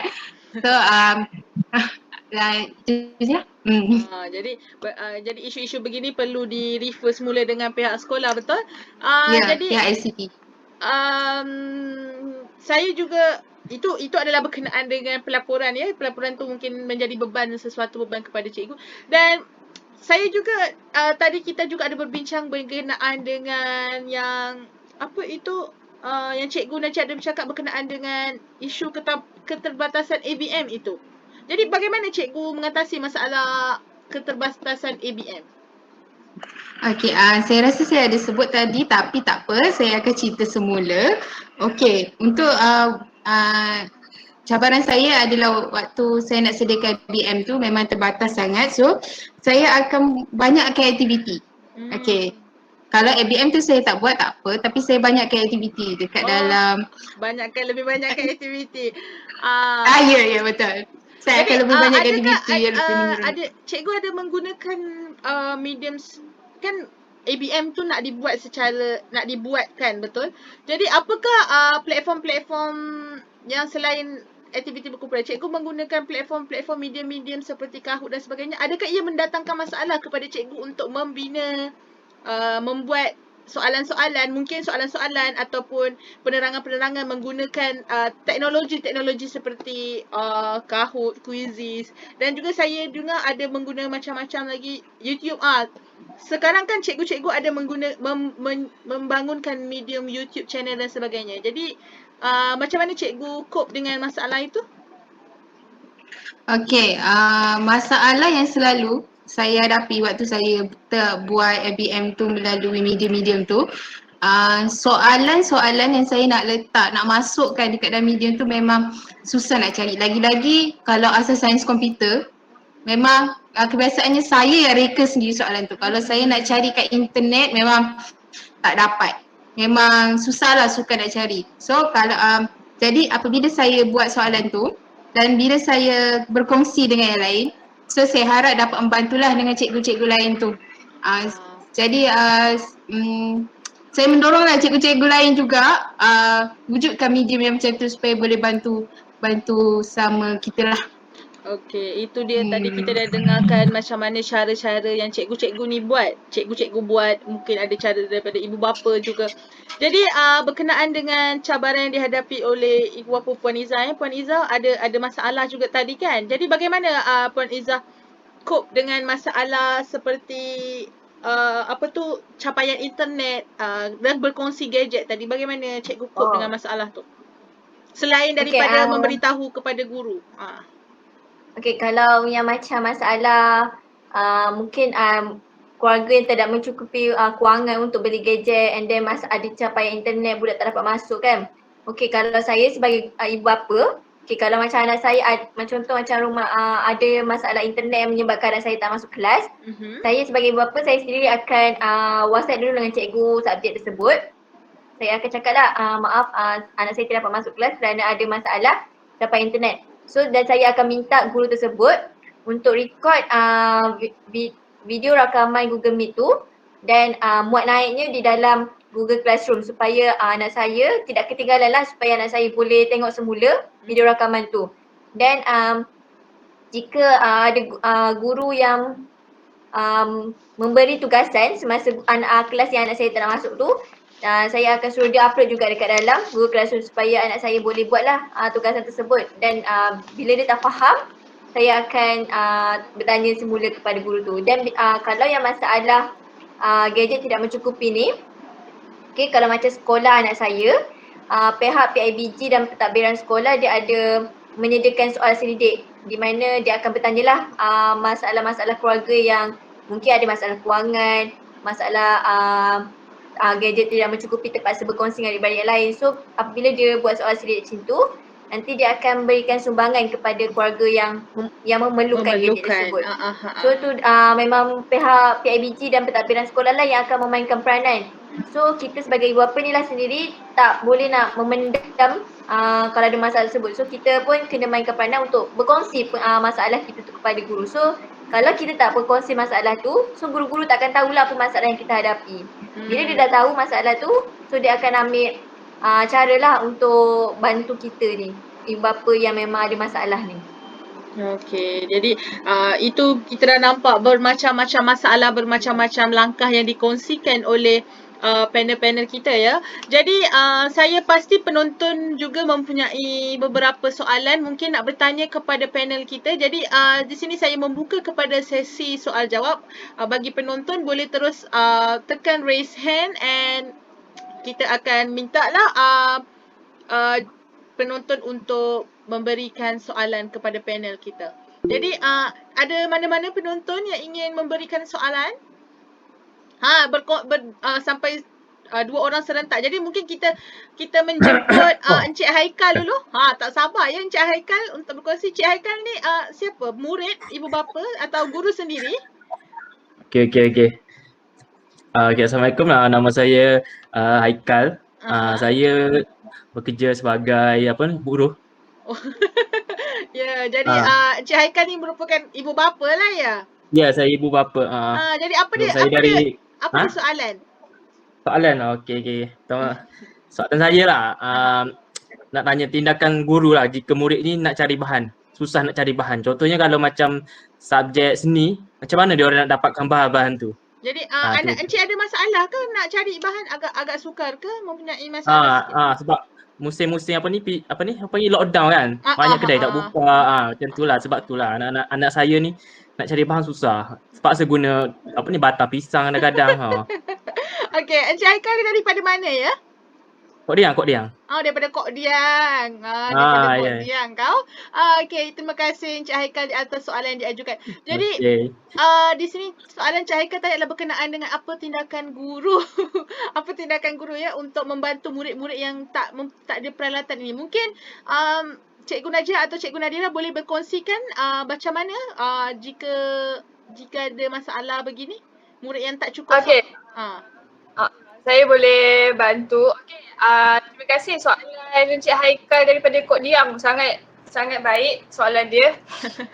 Okey, pertama sekali, apa yang kita kena buat bila murid-murid ni tak cukup bahan untuk belajar? Yang pertama sekali daripada pihak sekolah lah. Pihak sekolah dia kena bertanggungjawab untuk menyediakan bahan-bahan tersebut. Kita sebenarnya dekat sekolah kita ada PIBG, Satuan Ibu Bapa kan. So dekat situ kita boleh collect duit, kita boleh gunakan duit PIBG tu untuk kita beli bahan-bahan kemudahan untuk murid-murid belajar. Itu adalah satu dia.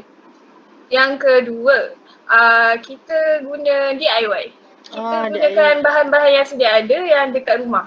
Apa contoh-contoh bahan yang sedia ada tu biasanya? Ialah kalau mungkin cikgu boleh kongsikan sedikit?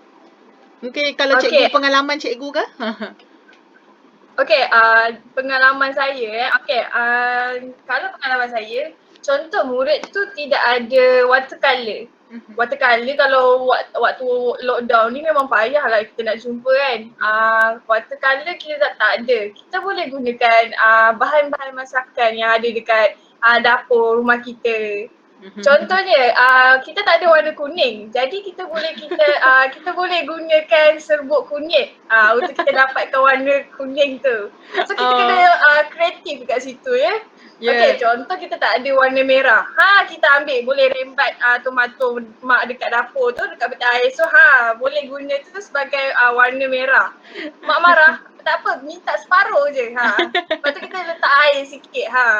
Lepas tu kita boleh gunakan apa lagi? Cik syuada rasa. Mungkin Mak kata Cik Aika tadi guna batang pisang.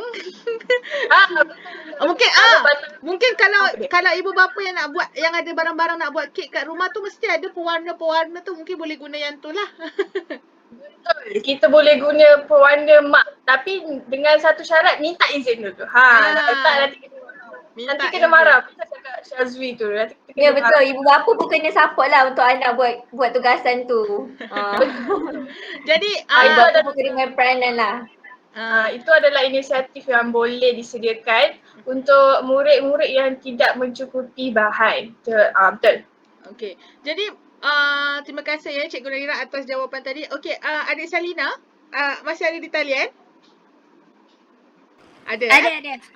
Jadi pernahkah adik Salina mempunyai masalah seperti itu, masalah yang tak cukup bahan ni? Jadi kalau tak cukup bahan, adik Salina buat apa? Kalau masalah tak cukup bahan, nak tak cukup barang-barang ni, nak untuk buat kerja sekolah ni, nak buat seni tak ada barang. Nak buat macam awak ada ASK, awak ada kena guna software mungkin, laptop mungkin. Jadi kalau awak tak ada benda tu, apa yang awak buat?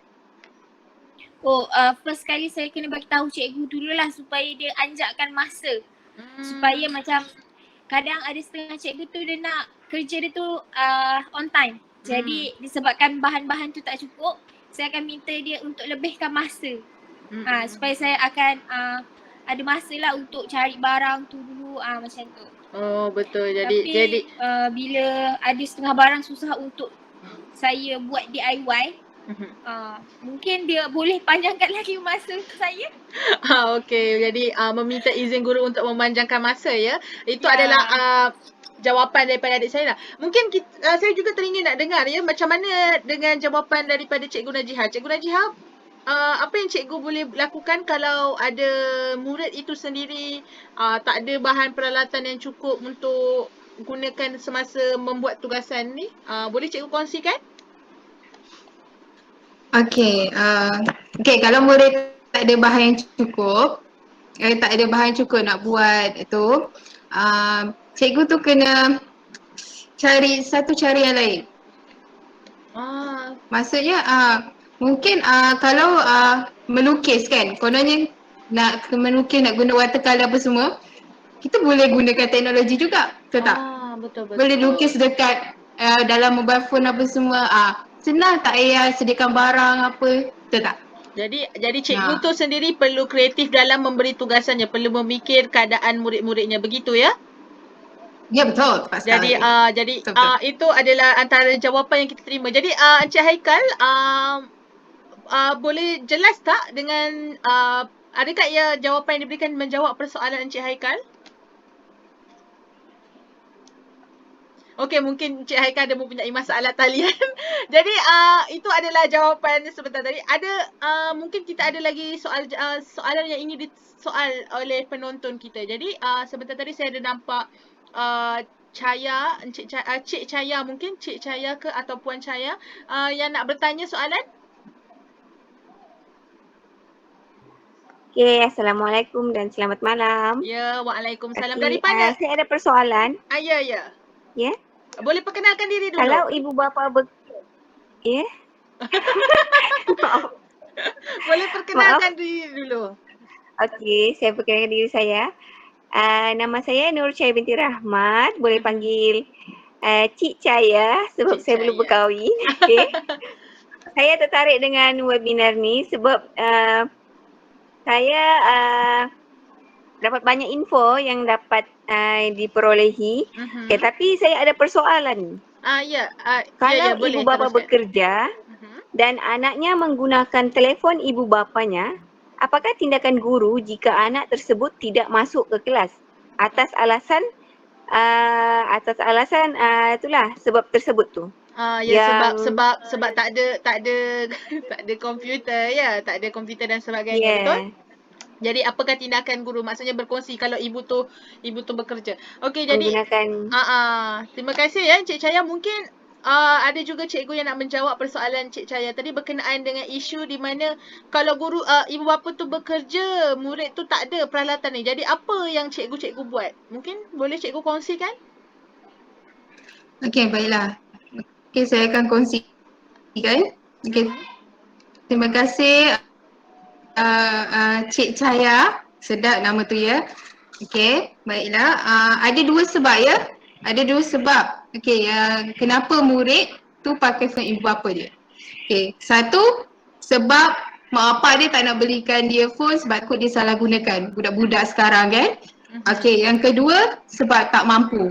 Okey, untuk sebab yang pertama tu, okey, sebab mak bapak takut disalahgunakan tu, kita sebagai guru mungkin boleh lebih nasihatkan ibu bapa, bukakan minda ibu bapa bahawa zaman sekarang teknologi tu memang sangat penting. Memang kita nak gunakan, memang mesti ada dalam satu keluarga tu. Lagi-lagi waktu pandemik ni.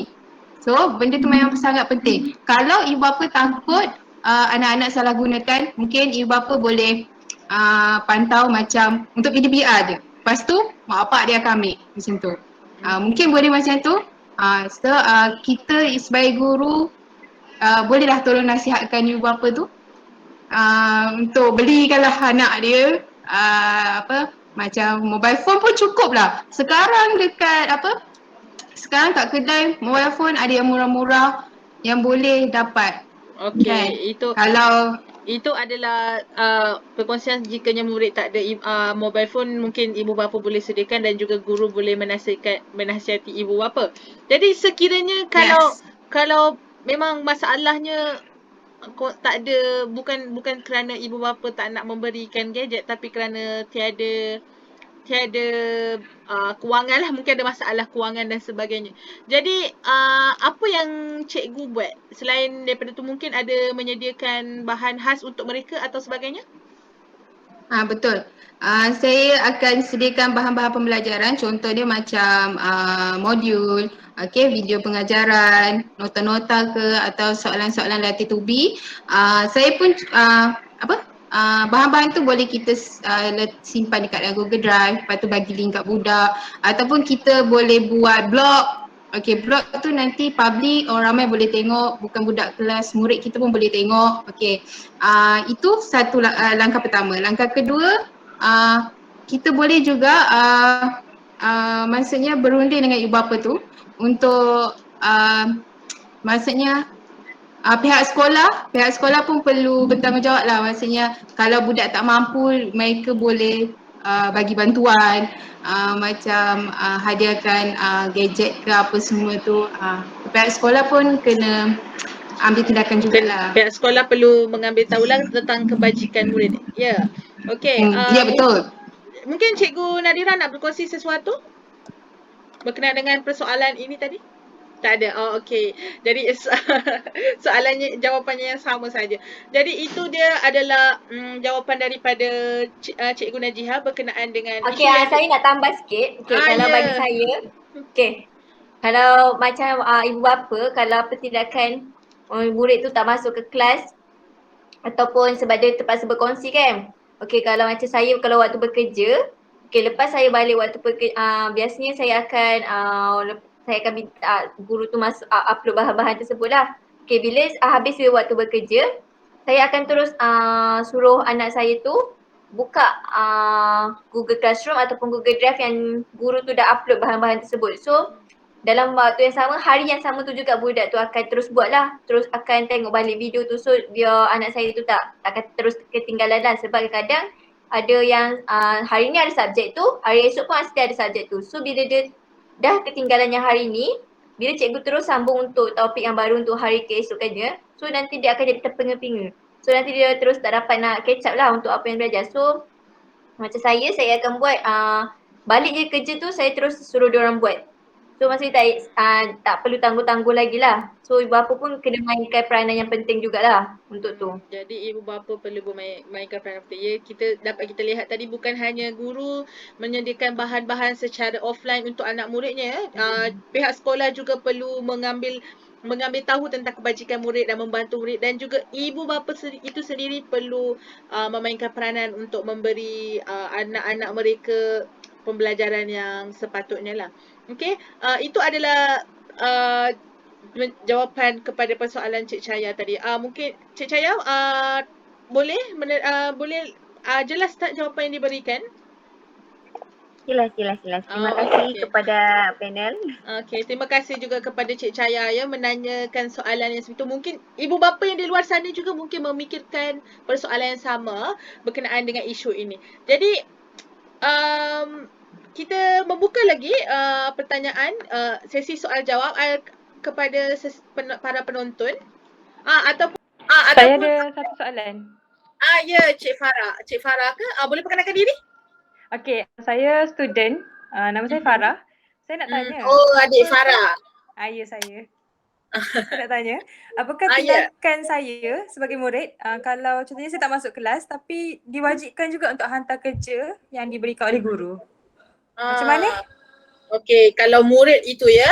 Jadi mungkin ini boleh dijawab oleh adik Salina ya. Kalau murid, apa tindakan yang adik Salina buat kalau cikgu tu bagi kerja tapi tak boleh, macam mana tadi Farah? Adik Farah? Soalannya? Soalan dia macam ni, kalau contohnya saya tak masuk kelas tapi saya wajib untuk hantar kerja yang cikgu bagi. Macam mana tu?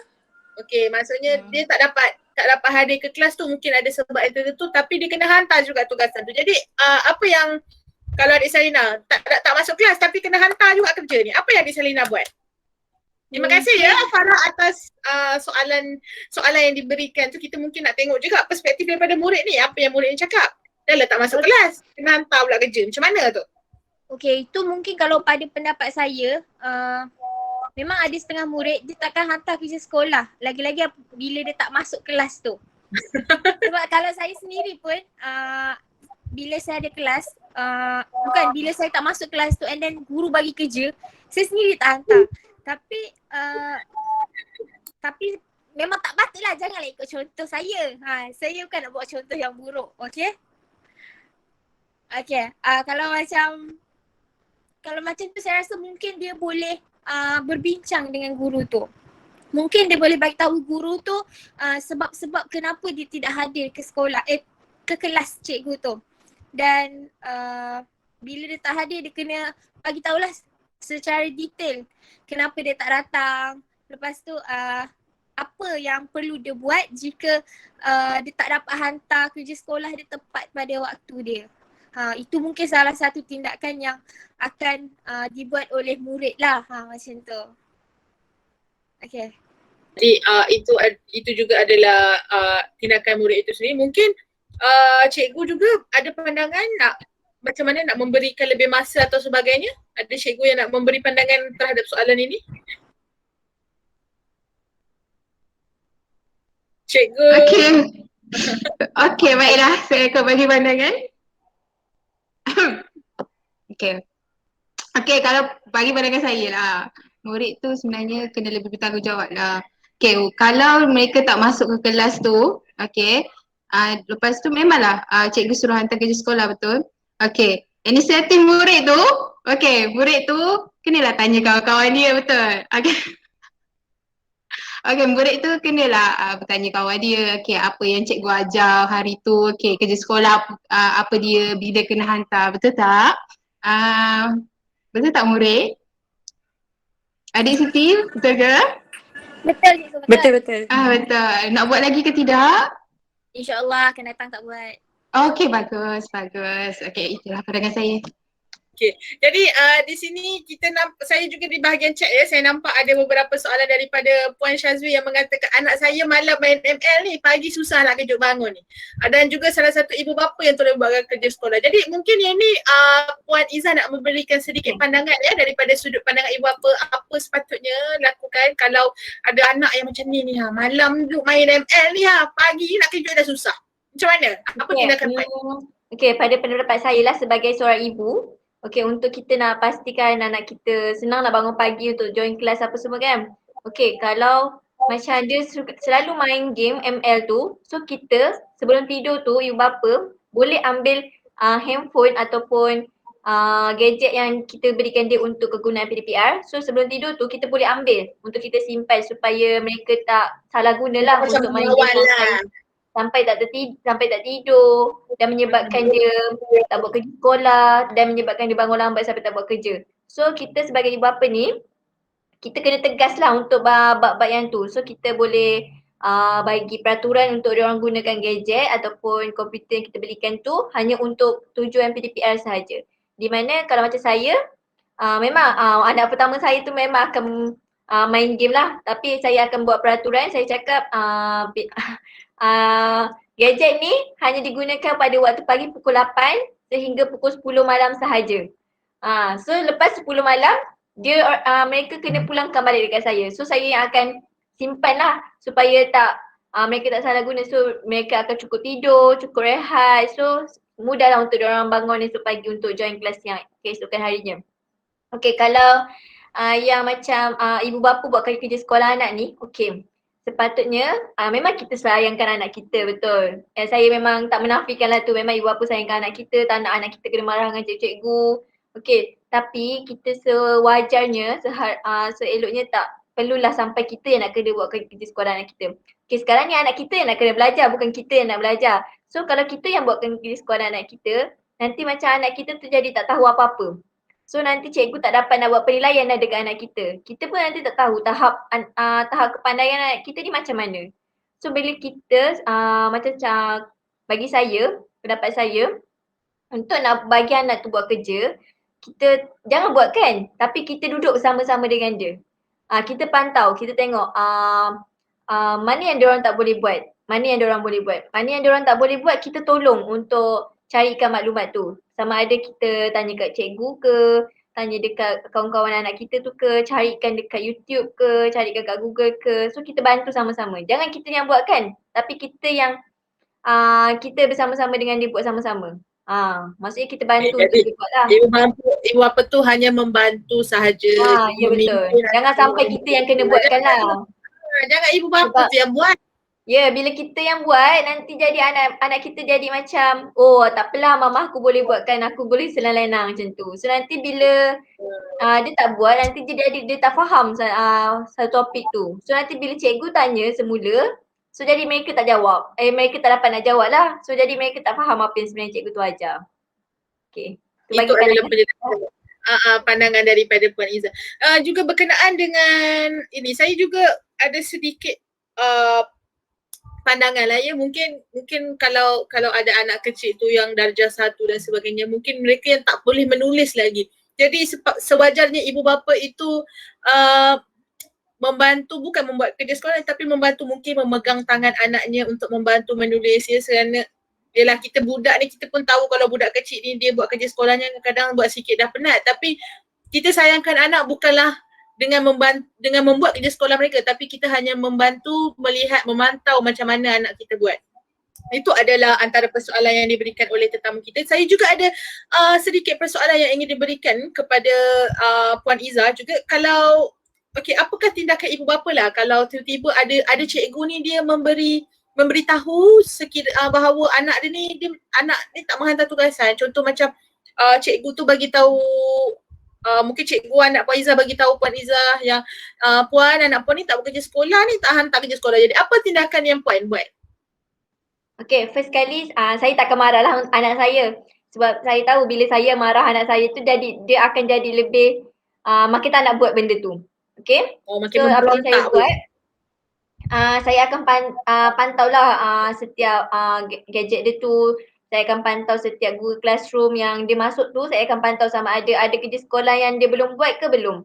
Okay, dan saya akan minta untuk cikgu-cikgu supaya invite semua ibu bapa anak-anak tu kat dalam grup WhatsApp subjek tersebut. So bila cikgu tu bagi info kat dalam WhatsApp tu, kadang yelah memang anak kita ni kadang terlupa ambil sambil lewa tentang info-info yang cikgu kongsikan dalam grup tu kan. So bila kita ada sendiri dalam grup tu, jadi bila cikgu post sesuatu untuk tentang tugasan ke apa, so kita akan aware lah tentang benda tu. So bila kita aware tentang tu, kita akan sentiasa ingatkan anak kita.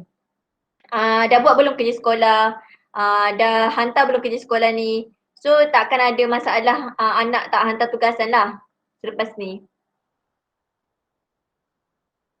Maaf, Cik Syuhada, sila buka mic. Jadi ibu bapa tu sendiri juga perlulah Ya. memberi kiranya guru dan ibu bapa perlu bermaklum balas ya antara berinteraksi antara satu sama lain untuk membantu anak-anak tu menjalankan PDPR mereka. Jadi Kita pun tak boleh nak paksa anak kita untuk buat kerja sebab kadang bila kita paksa dia jadi makin malas untuk buat. Ya, itu dia. Nak tambah. Itu dia adalah kita kirakan sebagai apakah tindakan yang dilakukan oleh ibu bapa, tindakan yang dilakukan oleh anak-anak semuanya, guru-guru dan sebagainya. Jadi kita ni dah sampai ke penghujung rancangan, dah pukul 10.30 pun dah sampai ke penghujung rancangan diskusi kita ini. Jadi sebelum kita membuat penutupan, mungkin sebelum saya membuat kesimpulan lah. Okay, mungkin ada mana-mana panel kita yang nak memberi sepatah dua kata. Okay, saya sebagai ibu bapa, memang saya tak menafikan memang banyak cabaran yang kita perlu lalui terutama untuk PPDR ni, untuk anak-anak kita. Memang kita akan mengharapkan semoga cepatlah sekolah buka sebab kadang-kadang ada ibu bapa yang dah stres untuk ajar anak-anak PDPR ni kan. Okay, tapi saya tahu cabaran ibu bapa ni tak setinggi cabaran yang dihadapi oleh guru-guru sebab saya pasti guru-guru lebih macam banyak lagi diorang kena hadapi sebab ibu bapa ni baru sikit. Sebab barulah PDPR ni lah baru ibu bapa rasa macam mana untuk jadi seorang guru. Memang akan rasa susah. Jadi saya harap ibu bapa di luar sana ambillah peranan, mainkanlah peranan yang penting, janganlah janganlah pandang mudah saja PDPR ni. Janganlah macam alah PDPR anak aku tak masuk pun tak apa, janganlah macam tu. So kita sebagai bapa ni lah kita yang kena selalu memberi sokongan, galakan kepada anak-anak kita untuk sentiasa join PDPR yang guru-guru mereka suruh masuk lah.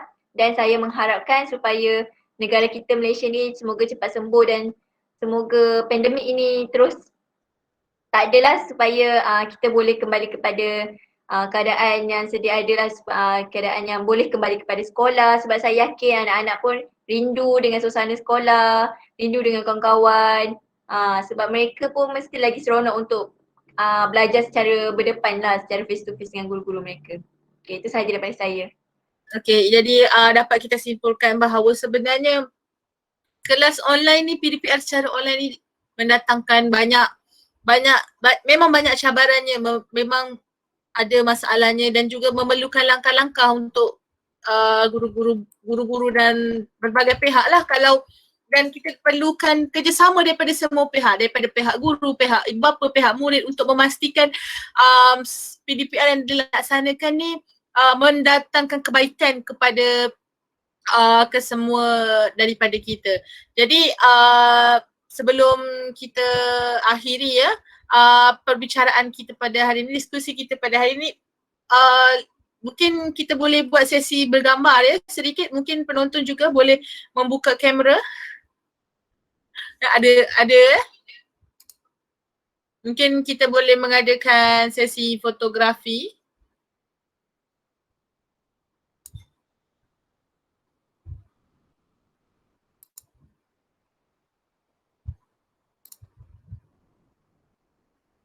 Sekejap ya. Okay.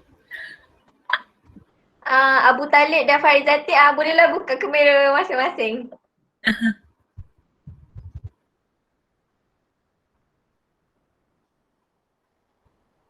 Okay, 1, 2, 3. Okay. Terima kasih kepada penonton yang sudi hadir untuk mendengarkan diskusi kami pada hari ini. Memang mungkin diharap perbincangan pada hari ini dapat sedikit sebanyak memberikan input-input yang bermanfaat kepada kita semua. Jadi sesungguhnya yang baik itu datangnya daripada Allah. Jadi kalau ada masalah ke apa itu mestinya daripada pihak saya sendiri. Jadi untuk sebelum kita mengakhiri diskusi kita ni, saya ingin memohon maaf lah jika mempunyai silap dan salah sepanjang kami berdiskusi ini. Jadi terima kasih sekali lagi saya ucapkan kepada penonton semua. Diharap kita boleh jumpa lagi di lain waktu ya. Okay, terima kasih Cik Syuhada. Kita berjumpa lagi nanti. Ya, terima kasih. Terima kasih Cik Syuhada. Terima kasih kerana sudi hadir dia.